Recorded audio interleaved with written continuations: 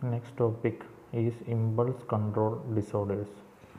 അതായത് when a person is not able to control his impulses, അല്ലെങ്കിൽ when a person is not able to control his urges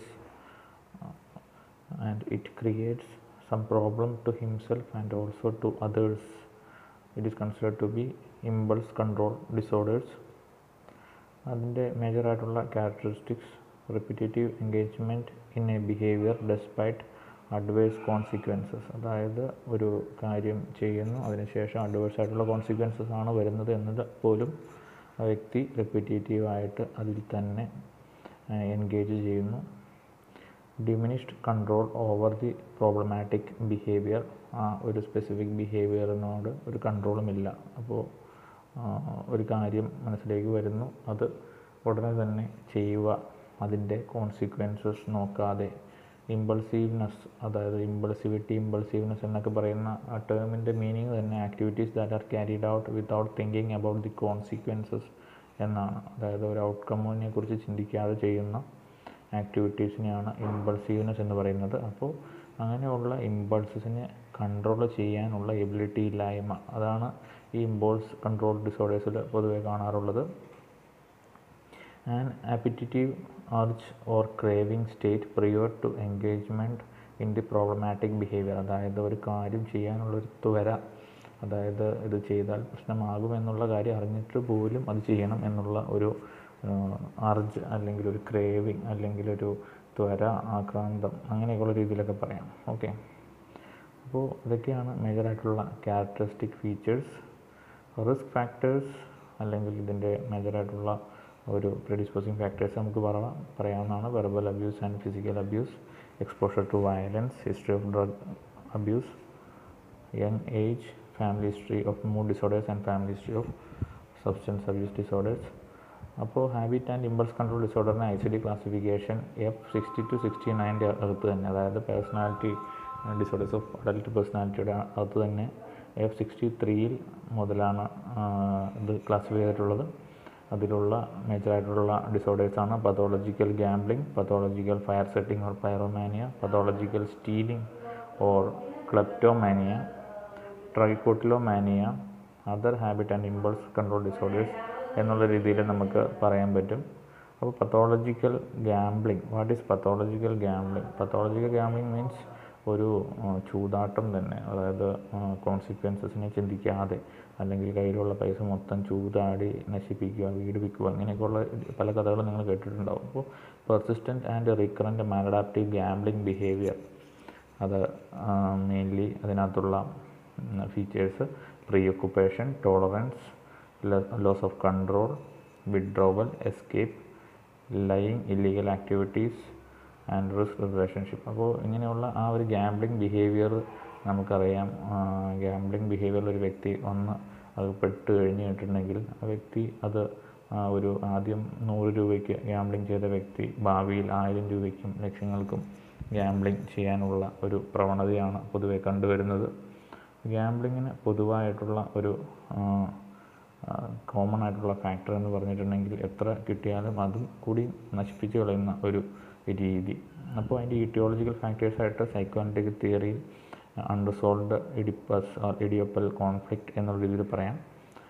learning തിയറീസിൽ ഒരു positive reinforcement, അതായത് monetary gain and excitement, അതായത് പൈസ കിട്ടുമ്പോൾ ഒരു reinforcement സംഭവിക്കുന്നു, അപ്പോൾ വീണ്ടും വീണ്ടും അത് സംഭവിക്കുമെന്നുള്ള രീതിയിൽ ചെയ്യുന്നു, പക്ഷേ അവിടെ നഷ്ടങ്ങളായിരിക്കാം സംഭവിക്കുന്നത്. Cognitive theories, cognitive distortion such as magnification of one's gambling skill, നമുക്ക് എല്ലാം ചെയ്യാൻ അറിയുമെന്നുള്ളൊരു രീതിയിൽ ഒരു മാഗ്നിഫിക്കേഷൻ ചെയ്ത് പല നഷ്ടങ്ങളിലേക്ക് എത്തിച്ചേരുക. Neuro transmitter theories mainly dopamine, serotonin, noradrenaline ഡിസ്ഫങ്ഷനാണ്. അപ്പോൾ അതിൻ്റെ കോമോർബിഡിറ്റി ആയിട്ട് ബൈപ്പോളാർ ഡിസോർഡേഴ്സ് അല്ലെങ്കിൽ അതർ സബ്സ്റ്റൻസ് അബ്യൂസ് ഡിസോർഡേഴ്സൊക്കെ വരാനുള്ള ചാൻസ് വളരെ കൂടുതലാണ്. മേജർ ഇൻ്റർവെൻഷൻ എന്ന് പറഞ്ഞിട്ടുണ്ടെങ്കിൽ ഇതിൽ psycho pharmacological management as well as psychosocial management. Psychosocial മാനേജ്മെൻറ്റിൽ mainly cognitive behaviour therapies, desensitisation, aversioning, ഇതൊക്കെയാണ് പൊതുവെ യൂസ് ചെയ്യാറുള്ളത്. ട്രീറ്റ്മെൻറ്റ് മെയിൻലി ആൻറ്റി ഡിപ്രസൻ ഡ്രഗ്സും ഓപ്പിയോയിഡ് ആൻറ്റഗോണിസ്റ്റ് നൽട്രോക്സോൺ ഇതും യൂസ് ചെയ്യുന്നത് മെയിനായിട്ട് ആൻറ്റി ഡിപ്രസൻ ഡ്രഗ്സ് ആണ് യൂസ് ചെയ്യുന്നത്.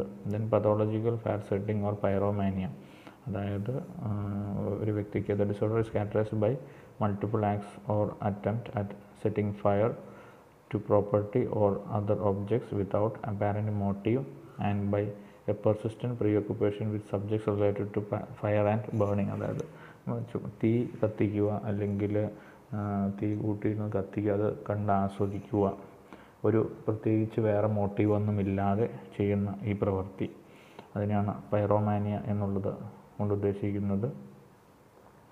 അപ്പോൾ അതിൻ്റെ കോമോർബിഡിറ്റി ആയിട്ടും ബൈപ്പോളാർ ഡിസോർഡർ, ഇമ്പൾസ് കൺട്രോൾ ഡിസോർഡേഴ്സിൽ intermittent explosive disorders, substance abuses ഇതെല്ലാം വരാറുണ്ട്. സെക്ഷൽ ഡിസ്ഫങ്ഷൻ പോലും ഇതിൽ ഒരു കോമോർബിഡിറ്റി ആയിട്ട് വരാറുണ്ട്.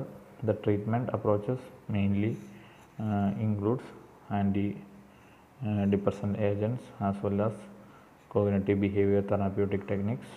Then pathological stealing or kleptomania, അതായത് ആവശ്യമില്ലാത്ത കാര്യങ്ങൾ പോലും മോഷ്ടിക്കാനുള്ള ഒരു tendency that is known as kleptomania. This disorder is characterized by repeated failure to resist impulse to steal objects that are not acquired for personal use or monetary gain. അതായത് സാമ്പത്തികമായിട്ടോ അല്ലെങ്കിൽ നമുക്ക് ഒരു യൂസും ഇല്ലാത്ത കാര്യങ്ങൾ വരെയും അടിച്ചു മാറ്റുന്ന ഒരു പ്രവണത, അത് പല ഫേമസ് ആൾക്കാരിലും അത് കണ്ടുവരുന്നുണ്ട്, അല്ലാതെയുള്ളവരിലും ഉണ്ട്. അതായത് ചില ഫിലിം സ്റ്റാർസിനൊക്കെ, ഹോളിവുഡ് ഫിലിം സ്റ്റാർ ഒരാളുടെ പേര് ഞാൻ പറയുന്നില്ല, ആ വ്യക്തി മൾട്ടിപ്പിൾ തവണ കടയിൽ നിന്ന് മോഷണത്തിന് വേണ്ടി പിടിക്കപ്പെട്ടിട്ടുണ്ട്. ആ വ്യക്തിക്ക് പൈസ കൊടുത്ത് മേടിക്കാൻ ഒരു കുഴപ്പമില്ല, അതിന് മാത്രം ബില്യനെയർ ആയിട്ടുള്ള വ്യക്തിയാണ്. പക്ഷേ പൈസ കൊടുക്കുന്നതിന് പകരം സാധനങ്ങൾ അവിടെ നിന്ന് മോഷ്ടിക്കാനുള്ള ഒരു പ്രവണത.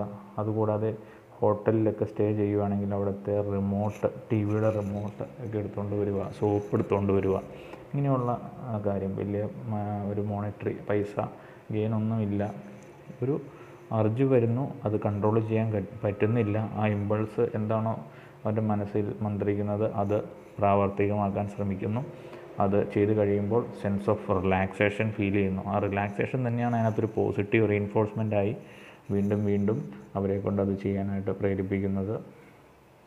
ഓക്കെ, അപ്പോൾ അതിലും ഡീസെൻസിറ്റൈസേഷൻ, അവേർഷനിങ് ആൻഡ് ഫാർമക്കോളജിക്കൽ മാനേജ്മെൻറ്റാണ് യൂസ് ചെയ്യുന്നത്.